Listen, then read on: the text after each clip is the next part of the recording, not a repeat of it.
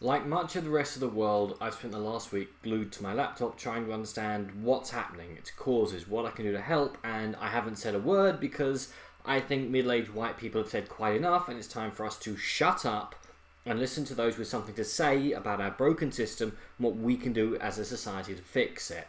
But I thought there must be some small thing I can do to help out, something that would help someone out. And then I saw John Boyega's speech in London and realised that there was some small thing I could do. Because yes, I might not be Jordan Peele, J.J. Abrams, Edgar Wright, Olivia Wilde and Charlie Brooker, or any of the other Hollywood types who can offer him work, but I can tell you he's been an amazing actor for years. Because long before he was arguably the most wasted character in Star Wars cinematic history, he was Moses, in a little scene film. It made a mere £4.1 million off a budget of £8 million called Attack the Block, which is actually pretty good despite some questionable choices in its first 10 minutes. The plot is very simple, so simple in fact that IMDb sums it up in an unlucky number of words. A teen gang in South London defend their block from an alien invasion. Oh, and when I say aliens, these are a lot less jobbing actors with bits of plasticine stuck to their foreheads than pretty cool looking xenomorph knockoff. Now, whilst this film tanked upon its release in 2011, it has since developed something of a cult following in recent years, which is something I can understand. As a fan of low-budget, practical effects-driven cinema, I can applaud this film as a simple story, well told, with mostly excellent casting, and I enjoyed spending time with the characters once I'd warmed up to them. Which is something that a lot of people who have seen this film don't really do, because as I've already hinted, there's an issue with the first 10 minutes. Because, well, we're introduced to our leads as they mug an innocent woman, Jodie Whittaker playing Nurse Sam, insert Doctor Who joke here. They don't talk about it, are implied to be thinking about it, or merely happen to be a group of kids on a straight corner as a worried young woman walks past them covering her phone or trying to hide a bracelet. Nope. The first thing our main group of protagonists do, pretty much the first things that happen in this film, is that they violently mug an innocent woman who then escapes purely because an alien literally lands next to them, kicking off the plot.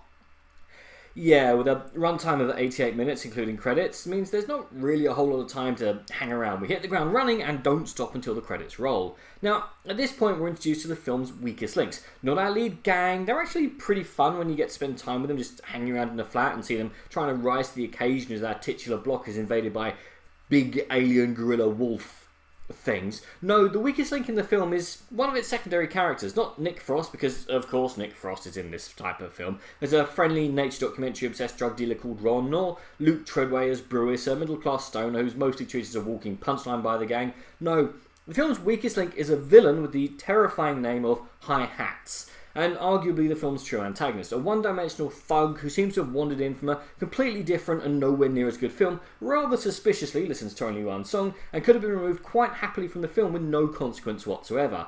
Actually, speaking about consequences, masterful segue, the film does try to have an actions have consequences theme running through it, and apart from that, it's pretty neutral on the politics front, which just makes the gang's actions in the first 10 minutes even more likely to stick in the throat. But the trouble is I'm just not sure what type of film this is. It's sort of a societal commentary, but it's not saying enough. It's an action film when the action is never exciting. It's never scary, since our vicious, actually kind of scary and wonderfully practical effects driven but easily killed aliens aren't scary.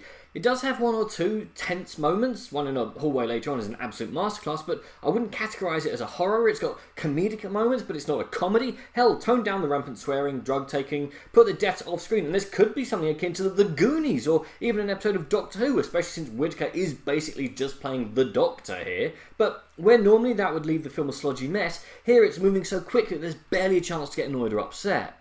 But the main asset this film has is John Boyega, who plays his character Moses as someone far, far older than his years with the weight of the world on his shoulders, trying to survive and face up to his actions. He not only grounds the film, but helps to elevate it above its B-movie origins and the mess it could have become.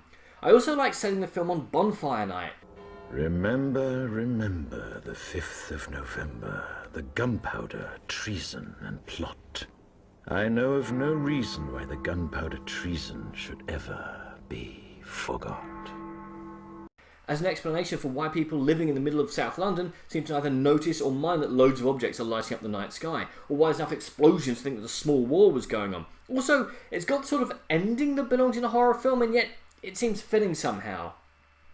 Attack the Block is the film that should have put John Boyega on the map had anyone actually bothered to see it. It's a fast-moving, fun little film with mostly fun characters that actually come across as human rather than the one-dimensional characters that they truly are. It could have gone a little harder into the horror aspect of its creatures, developed its human villain a little more, but for a first-time director, Joe Cornish can hold his head up high. Chuck it on, grab a few beers and enjoy this film, but if only it had the guts to lean more in a definitive direction towards either horror, action, comedic or social commentary, it could have been better.